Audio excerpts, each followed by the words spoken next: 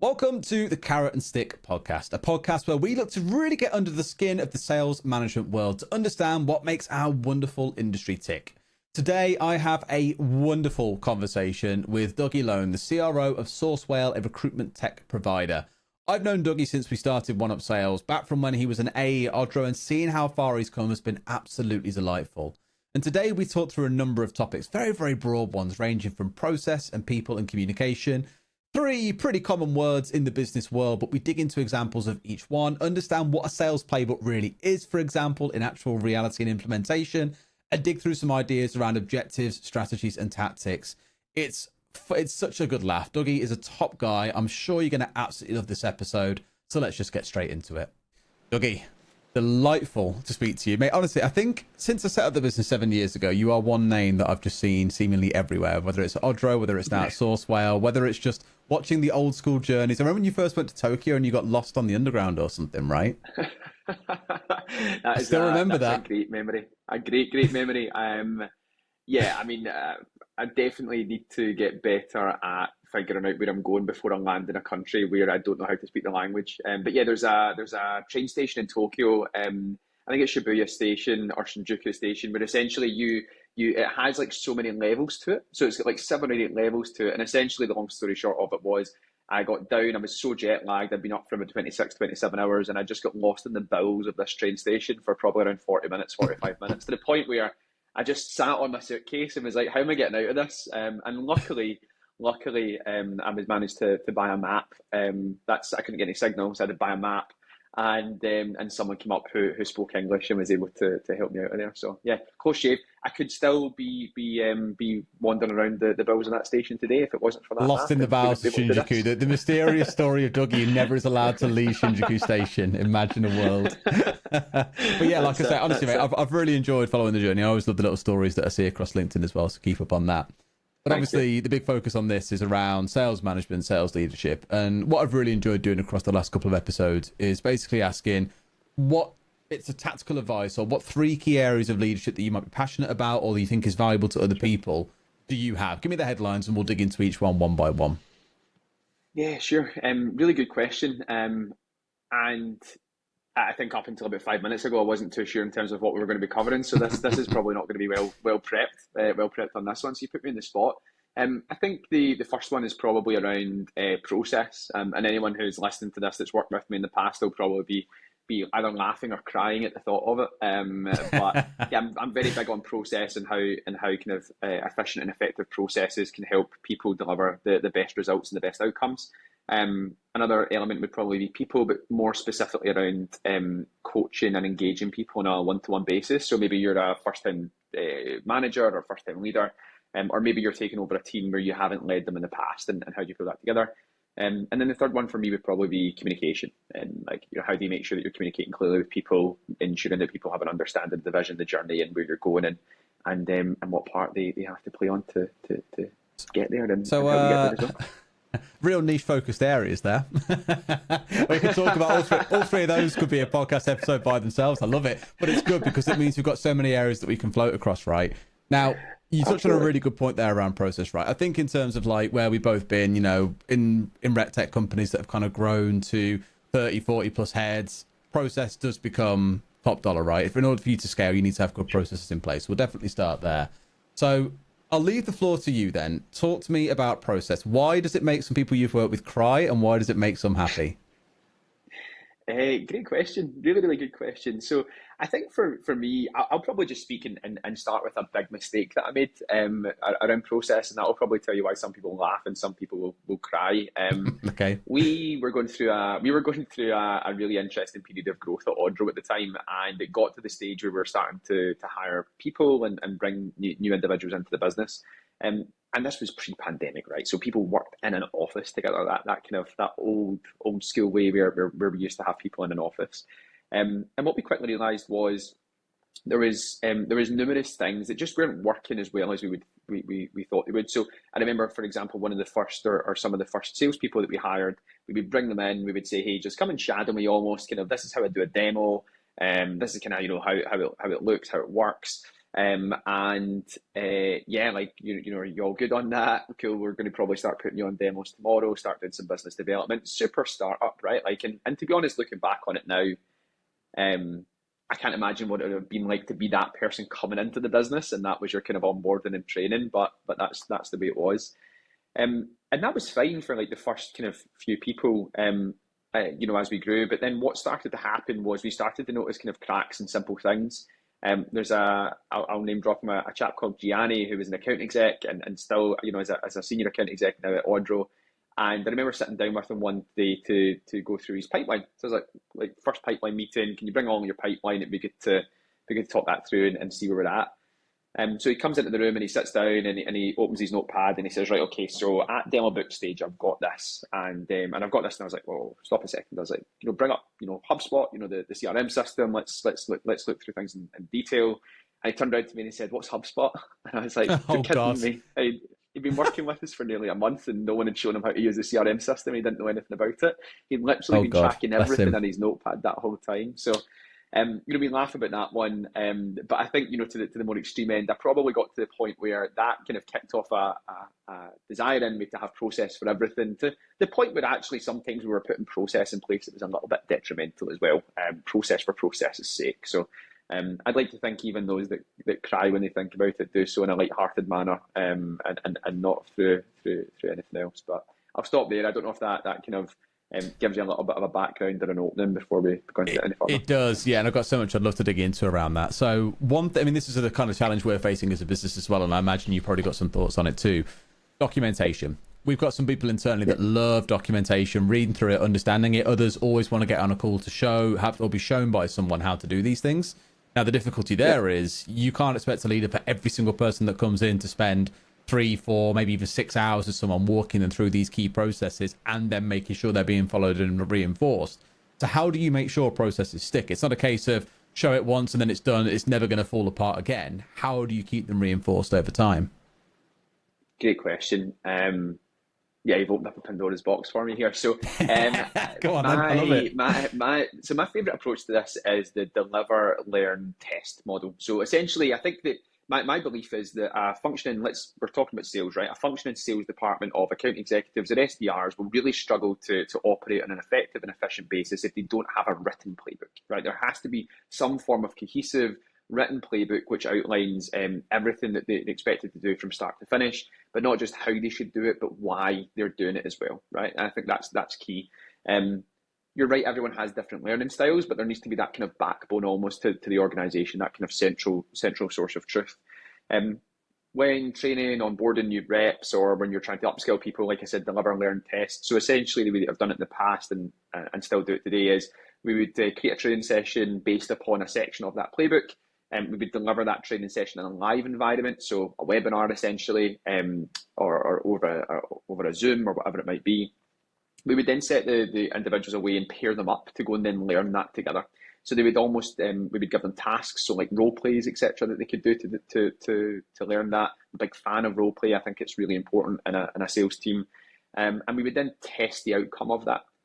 So we would use scorecarding methodology, which again I'll go into in a little bit more detail, where essentially we would sit down with them and say, hey, this is what we're going to expect from you at the end. And it's on both of you to work together to help you both pass that test, if you like.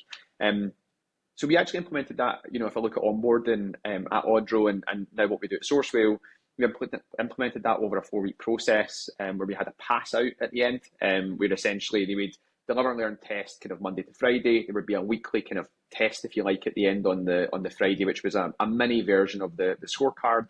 And then that would kind of culminate at the end, where it would be a kind of 2 to 3 hour session, where it was everything from, how to log things on the CRM system so you didn't do what Gianni did and turn up and not know how to manage your pipeline, through to discovery, the demo, proposals, and we'd even role play things like closing calls and things like that at the end as well.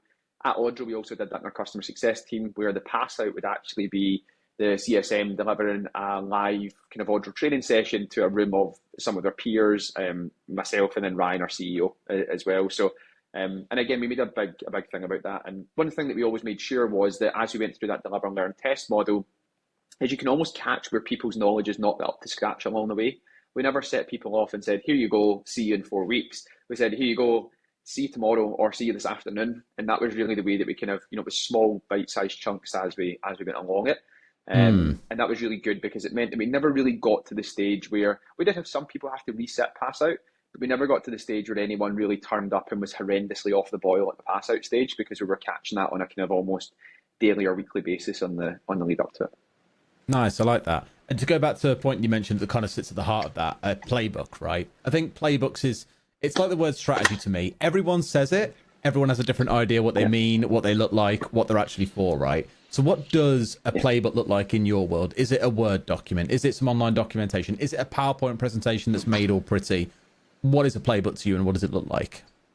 Yeah, great question. So a playbook to me has changed over the years. A playbook to me, Audro was a Apple Mac kind of, the Apple templated, what do they call it? Keynote, I think, was the thing that I had on my laptop. Keynote, yeah. So Keynote, a kind of Keynote deck that grew from being a couple of pages to our sales playbook was maybe 170, 180 pages at the end. And that format was super useful, or certainly the feedback that I got was useful for a couple of reasons. One was because it didn't have lengthy stories in it. It encouraged kind of bullet point learning, if you like, naturally because it's a slide deck versus kind of words after words.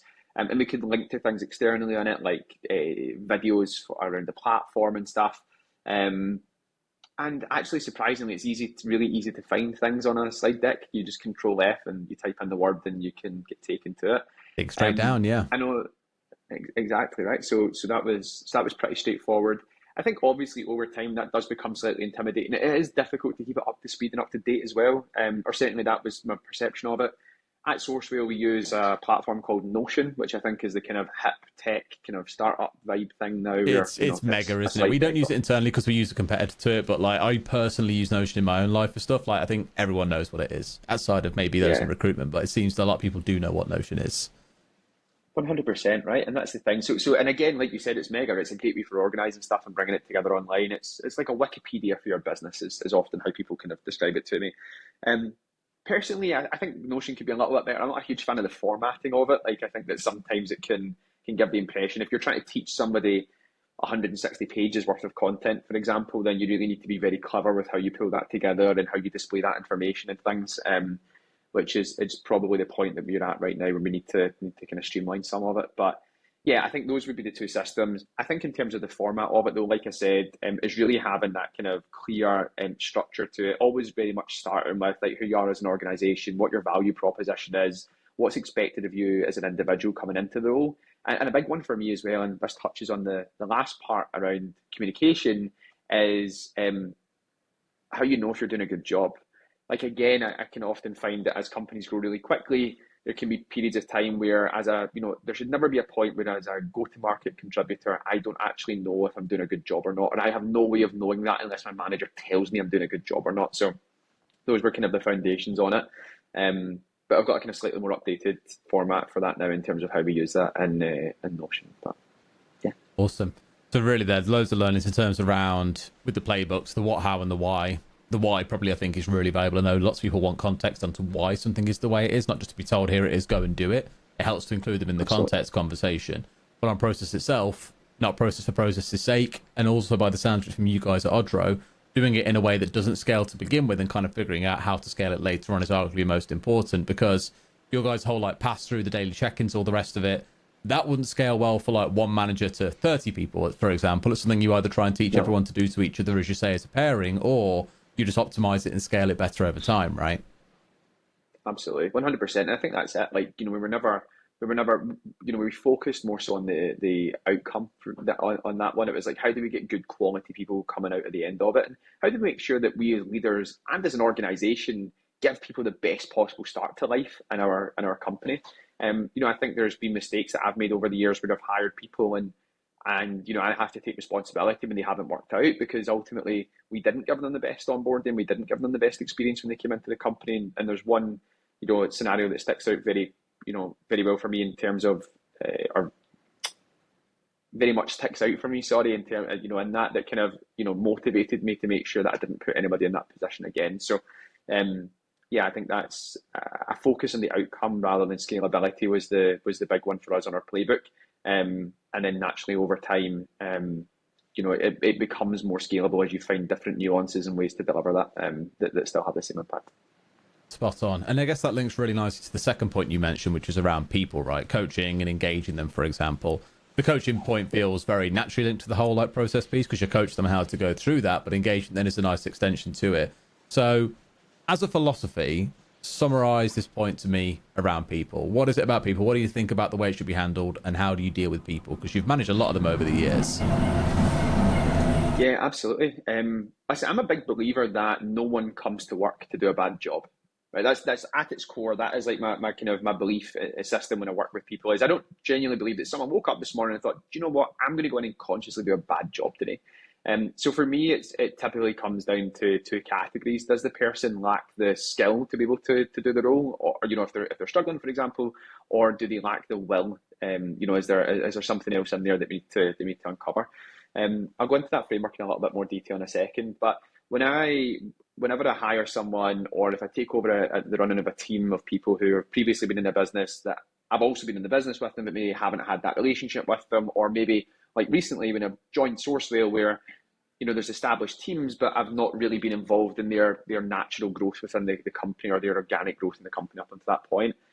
The big important thing for me is always to just understand why they do what they do every day, and going back to the why of the playbook is, because we can do all the coaching in the world, Derry, right? You and I could sit down right now and we could talk about, hey, here's how we do a presentation, or here's how we run a podcast, or here's how we pull a playbook together. But if we don't understand the intrinsic motivators behind it, then I'm asking that person to turn up and give time out of their day, as am I, to focus on content of a subject, where I don't really know actually what's in it for them, barring them just doing what I've asked them to do. Does that make sense? Because that's the real my big fear, is that I get into a coaching situation or relationship with someone where they're turning up and they're saying, yeah, I'll definitely go and do that. I don't know why I'm doing this, and I don't really feel like this fits with what I want to do longer term. And they're just doing it because I'm their boss, and their boss has asked them to turn up and do this session. And I feel like that's where you see super low engagement on coaching. But I don't know if you've found that, or if that's something that you've experienced over the years. Well, it's an interesting point you got there around the whole the intrinsic drive. I won't name any names, but I think you know exactly where this is going to have come from. Someone once said to me, no one wakes up in the morning wanting to sell CRM tech or sell a sales platform, for example. No one wakes up wanting to do that.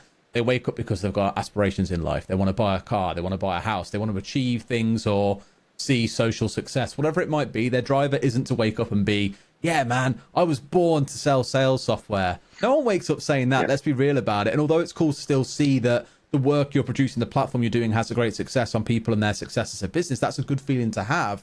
That's not your driver in life, realistically. And I think I'm with you in where you're saying is find what really drives someone at their core and really try to exploit is the wrong word, but kind of expose that and show to them, right, this is why you're driven. This is what you want to achieve. And that is why being here will help you get to where you want to be, right? You've absolutely hit the nail on the head, and it's linking those two things together, right? Like, if I think about the times when I've been most passionate about the work that I do, it's because I've been able to see that by executing that, I'm able to achieve the outcome that I'm looking to achieve. Does that make sense? And that's not some sort of like succession style cold thing to be able to say. I think people are worried about being able to be honest with themselves about that. Is that you're right? Like, very few people are passionate about a particular X, Y, or Z thing. They're passionate about the outcome.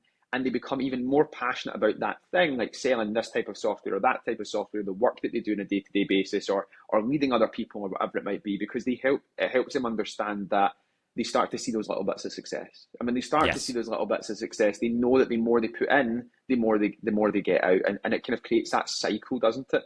And that's why often, people's passions, etc., change over the years, and that's another really important thing to note as well, is people's motivations change.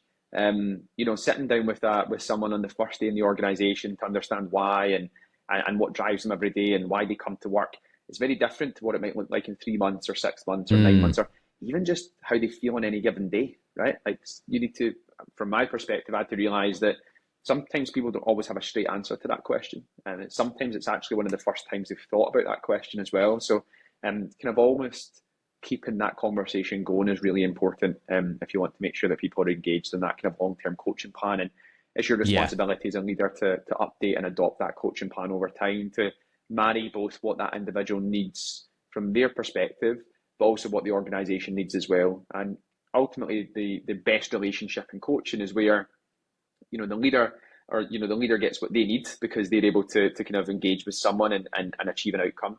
The individual gets what they need, which is ultimately the increase in their skills so that they can achieve their kind of long-term goal or their main motivator. And the organization gets what it needs because ultimately you have a strong leader-contributor relationship, which is delivering results for the company. So I feel like when those three things align, that's when coaching's at its most successful. But I think that's probably more uncommon than it is common, I would say, nowadays.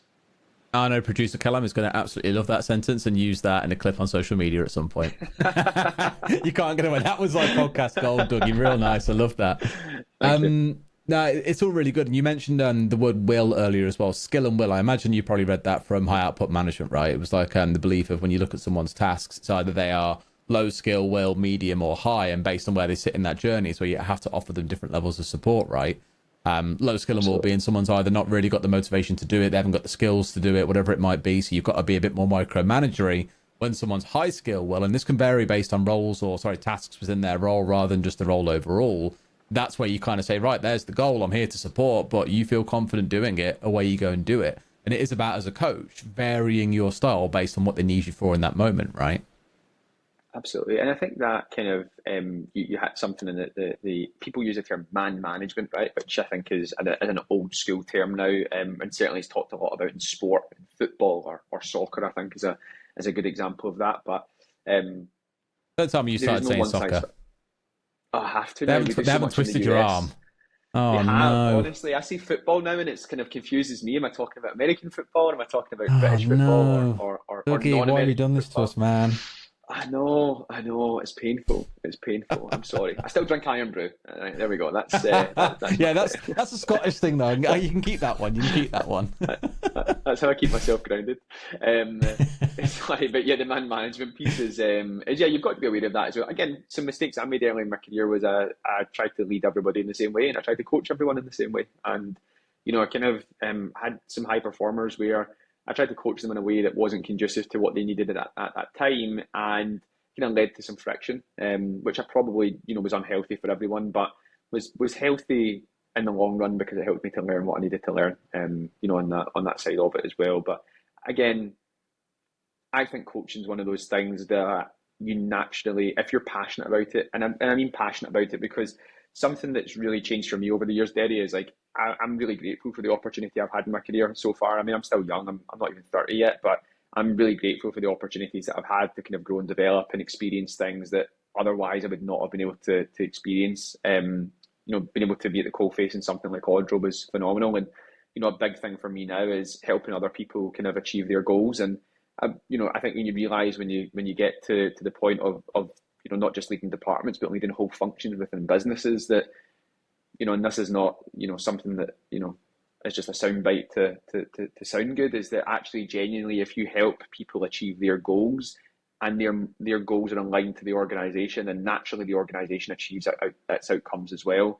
And as a byproduct of that, I achieve what I'm looking to achieve. So for me, it's almost put the people first, help them achieve what they want to achieve, and make sure that in your hiring processes, you're hiring people who want to be on the same path and same journey as the company. And work with that, the company will achieve its goals, and naturally the kind of, everything else will take care of itself. And I think that's really important on that man management piece or kind of individual coaching piece as well. Really, really good point as well. And it's one thing I was going to touch on earlier when you kind of mentioned it around people's motivations can change and wanting to try and align those to the company. There's something in Radical Candor. I imagine you've read the book. I know you read tons of books. Radical Candor speaks about rock stars versus superstars, how you have your rock stars are the ones who, in terms of like career development, it's not their number one priority right now. They're having a family, they're moving house, they've got other things going on where they want to put their time and energy. They're still a high performer. Everyone's a high performer, as they should be in your organization.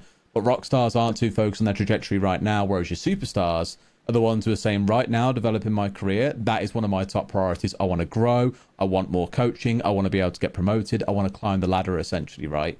And the kind of difference you get between those two states where someone says, right, you know what, actually, like developing skills, all that kind of stuff is great, but it's just not my number one right now. I've got other things to focus on outside of work. Whereas those that do want to put in the extra time and find events to go to in the evening, do courses in their own time, things like that, that's where you get the separation in terms of what's driving someone at that moment in time. And it's really important to identify in someone, if I'm really driving them to grow and develop and push themselves out there, is it the right thing for them right now? And you have to sort of identify that yourself first before you can administer the right level of motivation for them.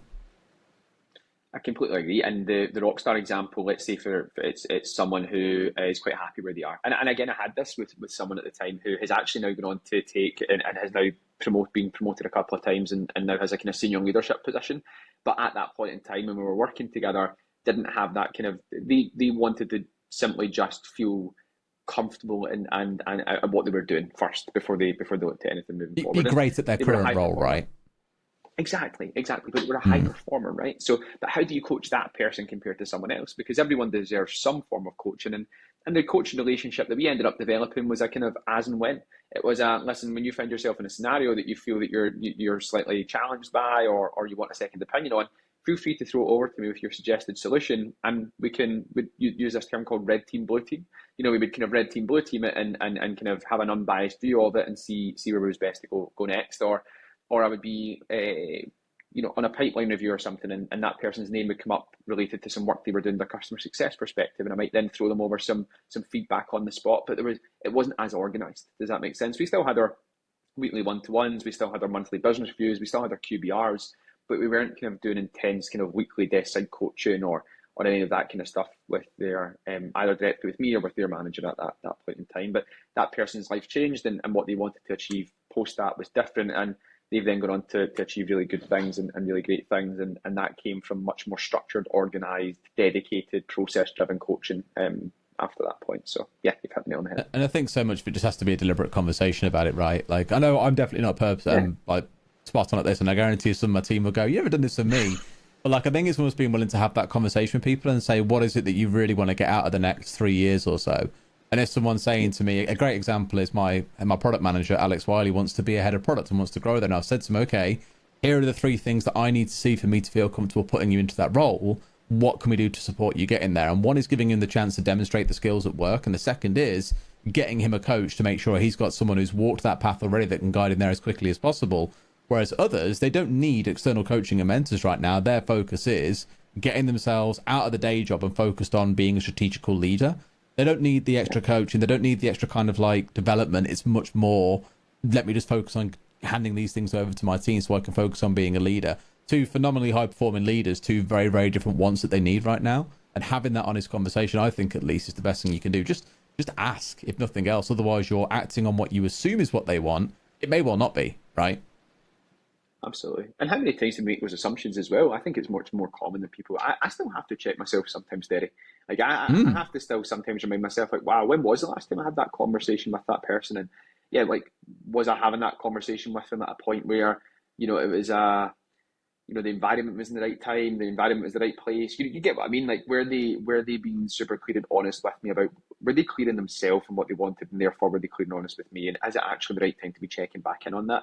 And what you've just highlighted probably takes us on to number 3, which is communication. So I think career pathways are a really important thing. So being able to highlight to people exactly the 5 or 6 kind of key core skills with some detail around it that you would expect from that next role that they're looking to move into. And then being super clear with them on what those milestones are to achieve that. I think, like you said, and it sounds quite similar to maybe what you'd said there around with Alex, but for me is, again, learning from my mistakes, I've often sometimes put in the past progression plans in place with people which were, if you're able to do X, Y, and Z, but none of it was tangible. It was very much like, be an effective communicator and do X, Y, and Z. And the problem with that is, like, that person has, going back to what I said earlier, no way of knowing if they're doing a good job or not in relation to that career pathway. Sales numbers are easy, right? But as soon as you start getting out of a kind of AE role into a senior AE role or a lead role or a management role or anything like that, your behaviours and your kind of non-core skills start to play a huge part. So having those, going back to the career pathway, having those milestones in place, which are super tangible events with a date alongside them, gives everyone an honest goal and an honest way of communicating with each other, whether things are on track or not. Because career pathways don't always go to plan. They're not a guarantee of success. They're not a guaranteed promotion. But being able to sit down at that first milestone, a bit like the live and learn test, and say, hey, listen, we're off track here slightly. let's move that out by 4 or 5 weeks, but let's have that feedback conversation as to why we didn't hit it by the deadline we thought we would in the first place. Is this the right time, etc., etc., etc., and going back on it. But I think having those regular check-in points, that open communication is really important, and that's how I kind of tie that coaching and playbook stuff together as well, because ultimately people will follow the playbook so that they can achieve the results. As long as the playbook's effective, they'll take coaching so that they can enhance those results or enhance themselves. And ultimately they then want that to lead to some form of career progression for them. And the business has to be able to communicate what that pathway looks like to them so that they have that motivation to move forward. One word that you used earlier was vision. And for me, vision is up there with one of those words in business that is used a lot when people don't really know what it actually means. Things like strategy is another great example of that word, I think, that many say, and everyone has a different idea of what it actually means. So to you, when you're talking about this vision and the journey, talk to me about tangibles. How are you communicating? Maybe give an example here if you want from Odro or from Sourcewhale. How have you communicated this vision and really seen that have an impact on someone in terms of their motivation, their drive, in terms of their feeling like they're aware of what's going on in the business, for example? Where has vision made a difference and what does it mean to you? Absolutely. So I read a great book, a really good book, and ironic because you told me I read books all the time, which is true, by Alistair Campbell, called Winning, which was... Google it. It's a great book, right? He looks at all of these people throughout different elements of their careers, politics, sport, everyday life, and looks at what do they have in common. And Alistair Campbell talks in that book about kind of 3 letters that are super important to him.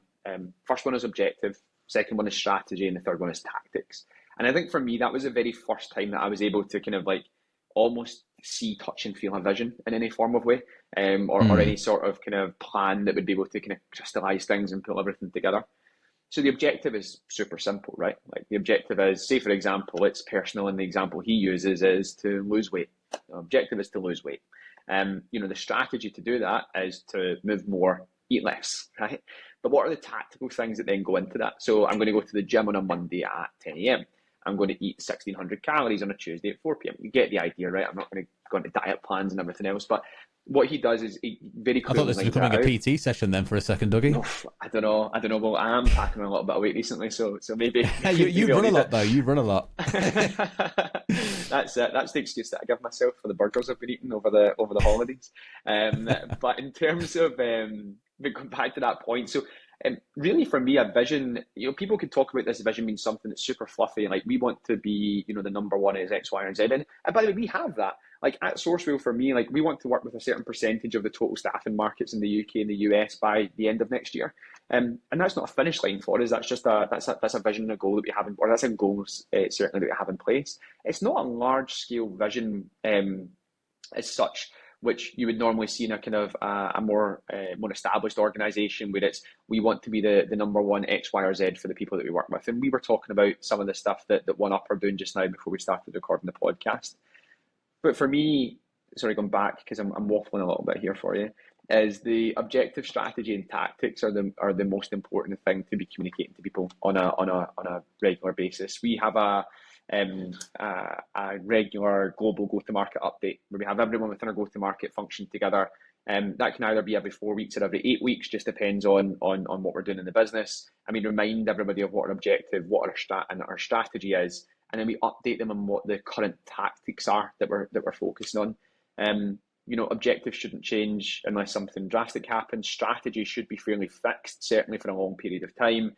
Again, unless anything drastic, happens. But the tactics are the things that you can mold and play around with, and that will update and change on a regular basis. And I think having that certainty around what the objective of the organisation is and what our strategy is helps us ensure that, like our VP of Sales, for example, Ben, can put career pathways in place with people that will help them achieve their career goals in line with our strategy and objective of the organisation. So, yeah, I can dig into vision a little bit more with you on that one, but it's good to hear your thoughts on that so far.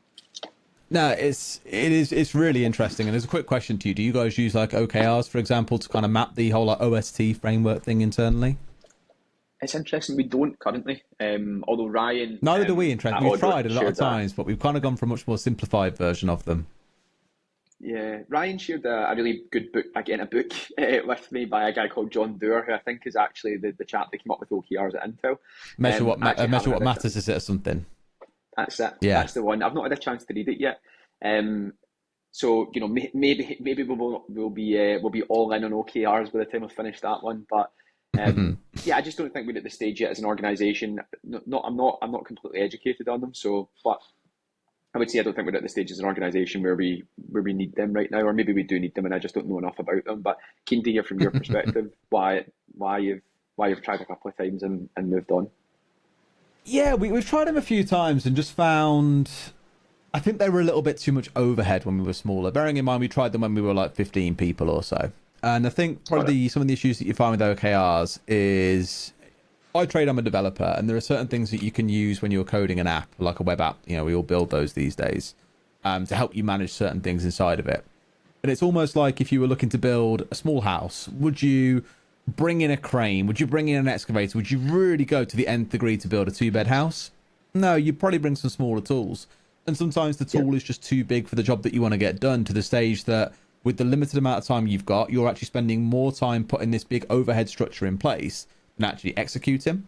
So what we use at the minute is a very simplified version of OKRs, just called Rocks. It's out of a book called Traction. It talks about something called the entrepreneurial operating system. Really, really interesting way to run a business. Not perfect, and we've definitely tweaked some parts for ourselves, but the idea behind a rock is we sit down once a quarter and say, right, what are the issues, opportunities, challenges in the business right now? Write all those down. We've got 10 minutes to summarize them all down, and then we go through the list and it's called kill, combine, or keep. So kill is it's not important, let's get rid of it, we'll talk about it another time. Combine is it's really similar to another, let's pull it together. And keep is we like it, let's keep it. And then you agree 7 priorities for the company that are the most important rocks to get done that quarter. And this could be really simple stuff. It could be we haven't got documentation on our expenses system, and expenses are being done wrong, so we're going to get expenses done and we're going to train the team on how to do it. And that is a rock. Another one could be secure a funding round. It could be close 300 grand in revenue, whatever it might be, you choose essentially. And then once each person has been allocated out these company rocks, because you have to have one owner for them, then you go down to the individuals in, say, your leadership team and say, right, you can have up to 3 to 7 rocks. I've given you 1 or 2 that's a company rock. Now you can add 5 or 6 of your own here to fill up to 7 if you feel you can do 7. And we do that the whole way down the company. So even like our end support reps that are like 4th, air quotes, in terms of like reporting order, they have rocks to go and work on. They have little projects, even if it's small things like Love this. increasing a response time for themselves, whether it's writing a bit of documentation. Everyone has projects that they can see contributing towards our overall goal as a company. So we're not trying to force a fluffy objective statement and then key results that are numbers based and really kind of metric driven. We're kind of saying, look, we'll trust you guys. You know what needs to improve in your department. I'm not going to tell someone who works in support how they should be doing support. I don't do the job day to day. They do. They're the matter expert, not me. So we'd much rather them say to them, here are our overall objectives as a company this year. As long as you're working towards that, sweet. And that for us has worked really well for the last year or so. No complaints on that front. I really like that. So, is the responsibility for breaking down that rock? I'm getting a very visual image in my mind here of breaking down that rock that's been given to the leader, on that leader to then break it into smaller rocks and then distributing that kind of further down the command structure, if you like, or the hierarchy. So interestingly, we're about to try this for Q3. Previously, they weren't cascading. Like, I could have a rock around raising funding, and I wouldn't then turn to the rest of the team and go, right, you've got to make sure your rocks are contributing towards that. And it's not strictly a problem. I just feel kind of got a bit lazy with some of our rocks. When someone's doing something very isolated by itself off in the corner, it wasn't that big a deal if it failed or not. Whereas now, if you try and put it under a structure where it is a contributor towards a larger overall rock, it's much easier to say, right, you failing means that now there's more weight that has to be lifted elsewhere. So you're instantly having a knock on to someone else. So we are looking at it, and I imagine we'll land on a blend of people will have some rocks that are part of the company overall structure, and some will have things that they've gone and say, okay, actually this will really improve my role, or it will help others to do A, B, and C faster. They'll have ones that do stand alone still. We're just trying to see how we can kind of find the right match for us in terms of how we should run it. Yeah, I like that. I like that, and it's trial and error, isn't it? Like with all of these things, I think one of the things that we do at our kind of go to market updates is always really try to, and through our leadership team as well, is always try to really communicate to everyone what part their goals have. And when I say goals, I mean their targets, right? So whether you're a salesperson, an AE or an SDR, or marketing for inbound or customer success around like, upsell and churn and everything else is showing them how that fits the kind of overall picture, and show them how that helps us drive towards the kind of quarterly revenue, revenue goal or revenue number for that quarter. So, we have kind of quarterly strategic priorities on a department basis, which again are kind of mainly dictated to by the leaders of those departments in terms of this is where I feel like we're going. It's obviously my role and my responsibility as CRO to kind of set the overall kind of goal, and vision for certainly for the go-to-market teams in terms of the types of organizations we see ourselves selling to over the next 1 to 3 years. How do we start getting ourselves on the pathway to get there? But exactly like you said, like I'd like to think I'm good at a lot of things, but I'm not the expert at a lot of things. Does that make sense? And that's why we have VPs of sales and VPs of marketing and VPs of success, where they can kind of really come in and take it to the next level. And I'm really grateful actually for having a couple of people within our leadership team who can help us realize the goal and the objective and really implement and execute things. That's something that's often really underrated, I think, within organizations as well. I think the thing I always look for by default, it was we went for a trip recently to Austin for something called SaaS Talk, which is basically where a bunch of software companies all come together and we talk about software for a few days. It's great. And we took our SDR manager with us, along with me, my head of product, my head of CS. So really, with 3 members of the leadership team, this guy. And he did a few jokey posts on LinkedIn. Mark Parsons, his name is, about it, how he was observing his CEO. And he's like, he goes to the toilet like a normal human being. He's not an alien. I'm just like, yeah, cheers, Mark. Nice one. Because he shared a room out there, still startup mode, saving a bit of money. But what he said was he really found it interesting how we talk about a problem and instantly all 3 of us would be talking about the solution or the way forwards. It wouldn't just be bemoaning a problem or looking, oh, this is a real pain in the back, so I can't do anything about it. Instantly, it'd be talking about problems. And I was kind of like, I've never really paused and thought about that. But a lot of it does come down to, with things like rocks, I think, the kind of higher up the tree you get, the bigger the problems are that you got to try and tackle. And it's just immediately looking at it and saying, okay, then I don't have all the answers here. The team can help, and I can definitely find answers externally as well. What do I need to pull together to solve this problem? And that really is probably a key leadership skill, is 1, being humble enough to know that you haven't got all the answers, and 2, that asking for help and seeking that help in the right places will get you through those challenges.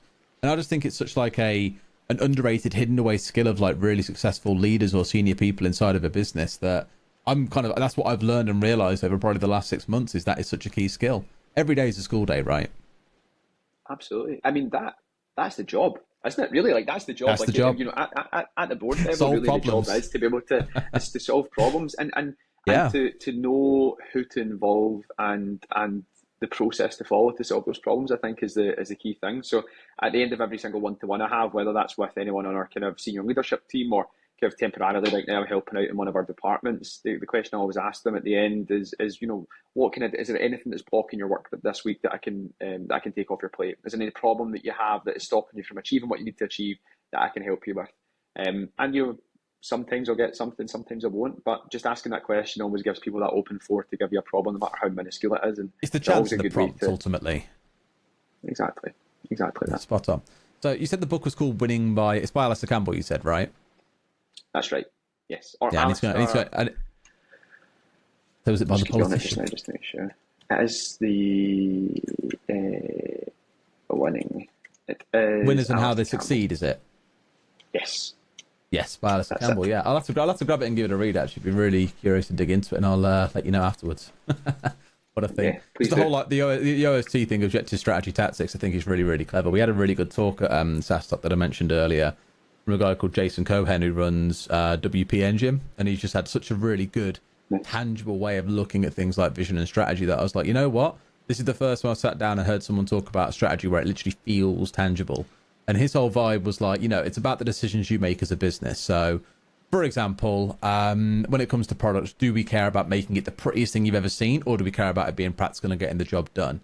And obviously there are pros and cons to either decision that you weigh up and go, okay, then our selection is we're going to be practical. We want to ship a lot of features. We want to, build a lot of functionality for our customers to be able to use. So we're going to have to forsake product quality. Or if we want to do both of those things, that means we have a real large development team that requires more money. So we've got to get funding in. And you kind of just look at all the choices that you make kind of passively in the business without really realizing it. And just make sure those are all documented, i.e. we offer white glove support versus self-help versus self-serve like support inside the product. In terms of the product, like I already mentioned, when it comes to all these different areas, making a very tangible decision and documenting it and saying, this is how we choose to operate. That to me was like, that's brilliant. That probably the best implementation of support strategy I think I've heard. So I was really taken aback by that. And by the sounds of it, the book has got some really good ideas around objectives and tactics as well, which is quite interesting. Absolutely, it's a game changer, and I think for me, just very briefly, because I know we're probably reaching time now as well. Is from a strategy perspective, we're nearly there, we've done it. But the strategy side of things, Derry, is exactly what you said. Like there was probably a time where throughout my career where our strategies maybe between kind of product and go-to-market weren't necessarily as aligned as what we would have wanted them to be. We're maybe building certain features or certain products and it was hard for the teams to prioritize. But again, I think that comes from the top down, is that we need to make sure that we're setting that strategy, that people can make decisions without and know that they're aligned with people without having to check in all the time. You've perfectly described that as well, as like, what are these kind of subconscious decisions that we're making all of the time, and how do we make sure that we articulate that to people so everyone understands what's in our minds? Because at board level, it's super easy for us to make decisions and ensure that as fellow board members and as a senior leadership team that we're aligned, but how do we make sure that everyone across the organisation is? And I think that's where strategy plays a really key part. And the objective is just the why, really. It's why we're making those decisions in that way. The tactics up to the people in the individual departments, I suppose, in terms of how they execute. We need to start a leadership podcast as well, don't we? Let's do it. Just talk all about leadership, all about business leadership, why not? Because clearly it's something you and I are both really interested in as well. That's what we'll do. We'll just review books. A book club. I'm all down for a sales book club. I'm all in for that kind of thing. But I guess to kind of close, I love asking this question. I want one sales management or leadership horror story and one success story, something you're really, really proud of, ideally involving people. You haven't got to name names for the horror story, of course. Oh God, the horror story! Wow. Outside of Gianni's HubSpot for 1 month thing, that sounds like a pretty bad horror story already. Yeah, that was pretty horrendous. Funny, but horrendous. I probably struggle with a horror. Honestly, I kind of struggle to look back and think on things that were absolutely horrific. I think I've done the thing that most people have done at the point where. There was one time where I reckon our team was becoming frustrated at a deal that wasn't closing, and had given a kind of commit on the deal twice, and I explained to him, look, there's commits are commits. This is a criteria for them. If you commit something, expect it to come in. You've committed it for the second time, it's still not come in. Can we focus on it? Yeah, absolutely. I'm going to commit this for the third time. So he committed it for the third time. And then the client had to move the goalposts on him, and he then sent us a really frustrated email to me to say, listen, this has happened again, really frustrated, can't believe this, and kind of went like worse than he probably should have in a frustrated email like that. Like, it would have been unprofessional to even send it to me, but the problem was he didn't send it to me, he sent it to the client. And he didn't know about it at the time. So that sat for a couple of hours, and the only reason I knew about it was because I then received the email forwarded on to me and asked if that's the way that people normally talk about clients in our business. And this was a few years ago, and obviously it wasn't, and it was an absolute horror. So actually, do you know what? I ended up speaking to that chap, and what it turned out was he was equally as frustrated as well. He was the man in the middle, right? He was trying to pull things over the line, but there was things changing on his side, and the coaching and the learning from that was that as a rep, it's important that we understand, just like no one comes to work to do a bad job, prospects aren't naturally designed to mess you around. There's normally often something that you don't know, and it's best to pick up the phone and ask the questions. And he actually ended up becoming a customer, a really good customer, and someone that I actually still speak to today. So it was a horror story that came good, but yeah, I'm sure you'll probably get one worse than that. You'll turn around in the end. Fair enough. And I would say, it's hard for me to give something like, listen, we've closed some, I look at Audra, we secured some significant household names in that organisation that I'm really proud of. I think there was one in particular where, we worked as an entire kind of go-to-market function. I worked with all our CSMs over a really long period of time to really bring a massive name into the business, and that was something that I'm really proud of. But I think more than that, I'm just really proud of the kind of careers that we've been able to generate for people. I look at people that I've worked with either in the past who either work in different companies now or work in the same company, and have all been able to kind of go on and achieve really good things. And I'd like to think in some small way that I've been able to play a part in that. So that would probably be my thing as a sales leader or sales manager. I think your legacy should always be defined as the number of other leaders that you create, or the people that go on to achieve really impressive things. And I'm just really grateful that so far I can count certainly a bunch of people that have been able to do that, and like I said, I'd hope that they would be able to say that I played a small part in that. I think of the 4 episodes I've done so far, you're the third person to give an answer like that. So I need to start banning it in future, I think. Oh, Not to completely destroy the answer, because it is a very lovely answer. I'll another one. See, I say this to my team. I'm like, honestly, like, people ask me, why are you doing what you're doing still? Why are you still carrying on with it? Is the goal to sell the business, for example? I'm like, sure, one day that'd be nice. But for me, we have a value at OneUp, which is enjoy the journey. And that is simply my belief that as humans, we're all conditioned towards this next goal, right? We want to worry about buying the next house or buying that next car. That's when I'll be happy. And then we get there and realize actually there's still something else we're chasing after. So enjoying that day to day, enjoying the growth that you give to people, seeing the success around you rise up and others sharing that success. That's such a big drive for me. So I'm very aligned with you in terms of creating and seeing people thrive underneath that. But I would love to ask you 10,000 more questions. We could go on for hours, like I say. I mean, we struggled to press start on the podcast at the very start, mate, because we had so much to catch up on. But I look forward to that beer in London at some point, or coffee or water, whatever your health suggests at the time. But I look forward to it, mate. Massive thank you for your time. It's been really insightful as well. So thank you so much. Thanks for having me. Really appreciate it. And I'm certainly looking forward to that catch up as well. Cheers, Derry. Cheers, man.